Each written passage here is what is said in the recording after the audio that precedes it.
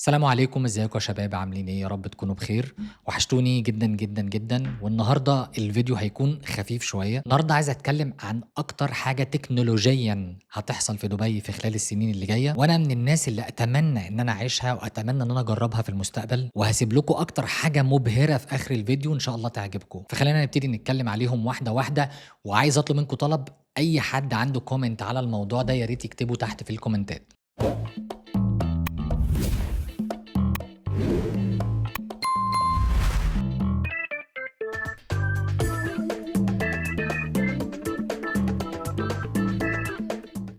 أول حاجة هتكون موجودة في دبي وهتبهرني جدًا، ده غير إن هي أصلًا أعلنوا إن هي هتكون موجودة في الربع الأول من سنة 2026، يعني بنتكلم في شهر يناير اللي جاي أو فبراير اللي جاي، وهو التاكسي الطائر أو الflying تاكسي. وهو ببساطة كده تاكسي بس عبارة عن درون كبير أوي أو طيارة، هي مش هليكوبتر، هي حاجة كده ما بين الهليكوبتر والدرون بس على كبير أوي يعني، وبيشيل حوالي 4 ركاب جوّه، وسموه الflying تاكسي أو التاكسي الطائر. ببساطة كده سيادتك لو أنت مزنوق في الزحمة ومش عارف تطلع من الزحمة، عندك مشوار مهم، عندك interview، في حالة طارئة مثلًا، في حد تعبان في البيت لازم توصل بسرعة، في حد في مستشفى لازم تروح له بسرعة، مراتك بتولد، ابنك فيه مشكلة في المدرسة، المهم في قصة طويلة عريضة، في حكاية، في قصة، في مشكلة. أنت طبعًا معاك عربيتك بتحاول تطلع من الزحمة، الدنيا خربانة خالص، ونفس اللي هيحصل معاك في العربية هيحصل لو خدت تاكسي. فبدأ هنا الموضوع بقى يتطور هنا في دبي، وعلشان يحل لك أزمة من أزمات الزحمة، والزحمة هنا على فكرة بقت مخيفة. طبعًا أنا مش هاقارنها بالقاهرة، لأن إحنا عندنا في القاهرة لو الدنيا وقفت خلاص الموضوع منتهي، بس ما تقارنليش مدينة زي مدينة القاهرة فيها 20، 30، 40 مليون بمدينة زي دبي برضه، يعني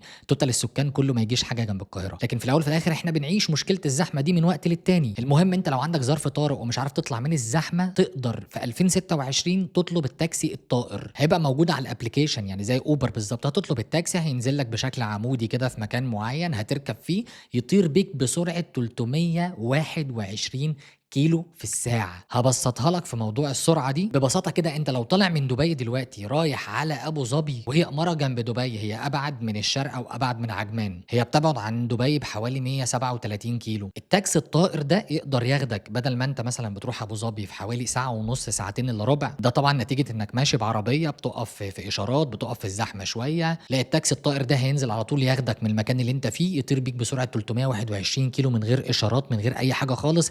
هتوصل أبو ظبي في خلال تلت ساعة مثلًا. هو المدة القصوى ليه أصلًا في السفر حوالي 161 كيلومتر، فأنت لو مسافر أبو ظبي يقدر يوصّلك أبو ظبي، يعني يقدر يطير بيك لحد أبو ظبي، لأن المسافة من هنا لهناك حوالي 130، 135 كيلو. بيقولوا إن الطيارة هي من نوع جوبي S4، وهي بتطير بالكهربا، بيكون فيها 4 بطاريات، وزي ما قُلنا بتطير maximum 161 كيلو. بيقول لك يا سيدي إن هي هتكون موجودة في دبي فقط، وهتكون موجودة في 4 محطات: مطار دبي الدولي، والداون تاون أو وسط المدينة يعني، دبي مارينا، ونخلة الجُميرة. يعني ببساطة برضه لو أنت طالع من مطار دبي رايح مثلًا على نخلة جُميرة وهي آخر محطة موجودة، بدل ما كنت هتوصل في الزحمة في حوالي 40 دقيقة، لأ الطيارة هتاخدك في 10 دقايق. المهم موضوع الطيارة دي زي ما قُلنا هيكون موجود في الربع الأول من سنة 2026، وبالفعل هم أصلًا بدأوا يعني خدمة تجريبية للطيارة دي موجودة وشُفناها في متحف المستقبل، ولكن لحد دلوقتي إحنا ما نعرفش تكلفتها هتكون كام. يعني إحنا مش عارفين. إحنا أوبر هنا مثلًا لو جاي من المطار للداون تاون أو مثلًا للسيليكون بياخد منك حوالي 100 درهم، فأنت لو جاي بقى بالدرون ده أو بالطيارة أو بالتاكسي الطائر ده يا ترى هيكلفك قد إيه؟ الله أعلم. بس هو أكيد مش هيكون رخيص برضه، هيكون أغلى من التاكسي العادي، يمكن الدبل. يمكن لو التاكسي بياخد 100 مثلًا ممكن التاكسي الطائر ده ياخد 200. بس تخيل معايا كده يعني دبي دلوقتي وأنت عايش في مدينة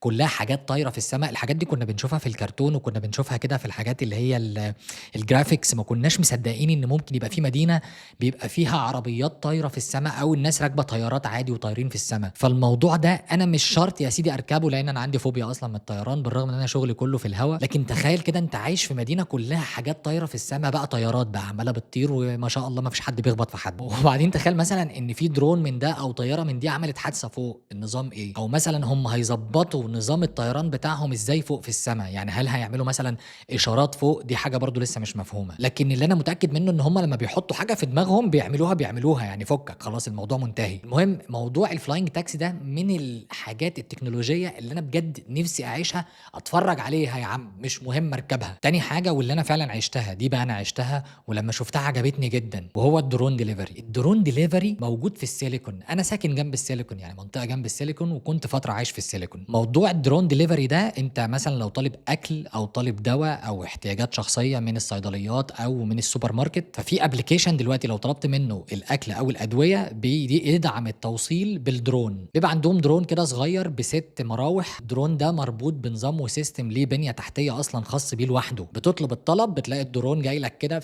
ونازل لك في مكان معين، بيسلمك الطلب بتاعك، سواء دواء بقى اكل شرب اللي انت عايزه. المهم ان الموضوع ده اتطبق في 5 6 اماكن من ضمنهم السيليكون، وانا شفت الموضوع ده بنفسي، انبهرت الصراحه. الجميل بقى ان بيقول لك الدرون ده بيوفر حوالي 94% من الطاقه اللي بيستهلكها اي حاجه شغاله بالديزل. يعني لو انت مثلا بتعمل ديليفري بالموتوسيكل، فهو بيوفر 94% من استهلاك الموتوسيكل ده للطاقه. ودي الفكره اللي رايحه لها دبي، ان هي بيحول المدينه ان هي تكون مدينه ذكيه او مستدامه. يعني المهم تخيل كده انت طالب الاكل يا معلم، نازل لك بالدرون في البلكونه كده، فاهم، مروحه نازله مسلماك الاكل سخن والدنيا جميله والحياه زي الفل. اللي بيشجع بقى الموضوع ده وبشده الشيخ محمد بن راشد المكتوم حاكم دبي. وفي معلومه بتقول لك ان اول اوردر اتعمل بالدرون ده اصلا اتعمل عن طريق الشيخ محمد بن راشد علشان يشجع الفكره وعشان يطورها في دبي. فتخيل معايا كده بقى يا صاحبي، احنا التاكسي الطائر بقى في السماء، بدل ما كنت بتركب تاكسي على الارض بقيت تطير في السماء. كمان انت كنت بتطلب اوردر مثلا من طلبات او من اوبر ايتس او من نون، كان بيجي لك راجل الدليفري على الموتوسيكل ويوصلك لحد البيت. دلوقتي بقى الدرون برضو في السماء هو اللي بيوصل لك كل حاجه. فالسماء بقت زحمه فشخ خلاص. يعني انا اعتقد ان هي مع الوقت هتبقى ازحم من الارض. شويه تاكسيات طايره على شويه درونز، يعني انا خايف يحجبوا الشمس والله من الزحمه اللي هتحصل فوق. المهم ان الشكل هيبقى غريب، يعني تحس ان احنا قاعدين في كوكب تاني، في فانتسي كده، في شغل، في تكنولوجيا داخلين عليها. انا عايز احضر، عايز اعيش الحته دي، عايز اعيش القصه دي. حاجه بقى من الحاجات برضو المبهره اللي انا شفتها بعيني وحضرتها، ولكن لسه ما زرتهاش، لان طبعا اللي هكلمكم عنه ده دي حاجه بتاعت الاغنياء. لا لا، مش الاغنياء العاديين، دي بقى بتاعت الاغنياء بتوحش ما شاء الله، يعني ما بنحسدش. وهي الفلوتنج فيلاز او الفيلل العايمه. في مشروع كده ظهر وخلص خلاص وشغال، والاجانب بيروحوا ياجروا هناك ويعيشوا باليوم واليومين، اسمه ذا فلوتنج سي هورس. وهو باختصار فيلا عايمه على الميه، فيلا كامله بتتكون من 3 ادوار. الدور الاولاني اوضه النوم تحت الميه علشان تتفرج على السمك والشعب المرجانيه وانت نايم على السرير. الدور اللي في النص وهو عباره عن ليفينج روم وبلكونه ومطبخ، عشان كده تطلع في البلكونه تبقى منك للبحر على طول. عايز تصطاد بقى، عايز تقعد تتشمس، براحتك يا معلم. وعندك بقى الدور اللي فوق ده اللي هو السطح او السطوح بتاع الفيلا، وده عباره عن بول بقى وجاكوزي، عشان لو عايز تطلع كده تريلاكس وتنام في الجاكوزي وتنام في البول ومنك للشمس كده والهواء. وطبعا كله شغال سمارت، يعني الاضاءه بالسمارت، الستاير سمارت، كله يا معلم سمارت في سمارت عشان ما تتعبش نفسك. ده غير بقى ان التصميمات الداخليه، الكنب بقى، الحيطان، كل حاجه من جوه من بنتلي هوم. طبعا بنتلي شركه بنتلي بتاعت عربيات بنتلي، هي اللي مصممه البيت من جوه بقى، سواء ستاير سواء ديكورات سواء فرنتشر عفش دنيا، مظبطين الدنيا. والسعر بقى ما اقولكش، السعر حكايه. يعني انت النهارده لو انت عايز تشتري فلوتنج فيلا، فالفيلا بتبتدي من 21 مليون درهم. انت بتتكلم في حوالي 5 6 مليون دولار. فالفلوتنج فيلا هي موجوده، تقدر تاجرها، مش عارف اليوم بكام بصراحه، اكيد مش هيقل عن 2000 3000 درهم في اليوم. ولكن الفيلا فيري لاكجري، حاجه من الحاجات. تخيل كده انت عايش، انت نايم تحت الميه مع الشعب المرجانيه والسمك. فالموضوع من الحاجات المبهره اللي انا بجد نفسي اجربها. يعني نفسي انا اروح كده، ولو مره ممكن اعملها في عيد ميلادي. والله الواحد يعمل حسابه كده في الفلوس ويطلع كده في عيد ميلاده ويأجر فلوتنج فيلا،